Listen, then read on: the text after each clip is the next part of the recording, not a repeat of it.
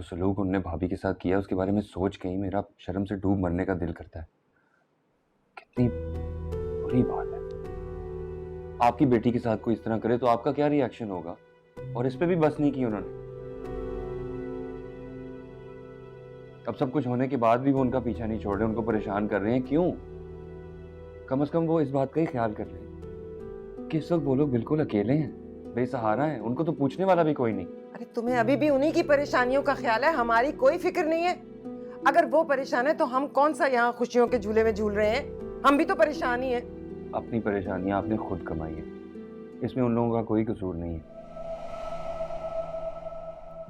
बल्कि भाभी तो आपकी गलतियों का नतीजा भुगत रही है।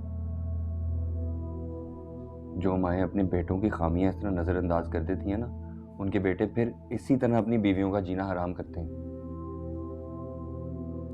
तरबियत सिर्फ बेटियों की तो नहीं की जाती, बेटों की भी जरूरी होती है अम्मी, क्योंकि एक घर की बुनियाद मर्द और औरत दोनों मिलकर रखते हैं। सिर्फ किसी एक की कुर्बानी पे घर नहीं बसते।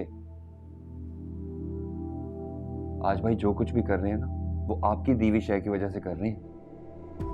ना आप उनकी गलतियों पे पर्दा डालती और ना आज हम इस मकाम पे खड़े होते। ये जो कुछ भी हो रहा है इसकी जिम्मेदार आप हैं, सिर्फ आप। शाबाश बेटा शाबाश। पर आए लोगों की खातिर माँ पे उंगली उठा रहे हो। इसी दिन के लिए तुम्हें पाल पोस कर बड़ा किया था कि एक दिन माँ के सामने खड़े हो जाओ और उससे बातें सुनाओ। ठीक ही कहता था साथ। 4 पैसे कमाकर घर में क्या देने लगे हो? खुद को हमारा हुक्मरान समझते हो? नहीं भाई, अभी मैं इतनी बेबस नहीं हुई कि औलाद के सामने मजबूर हो जाऊं। माँ बहुत बुरी लगती है ना, तो ठीक है, जाओ निकलो इस घर से, उठाओ अपना सामान और निकलो यहाँ से।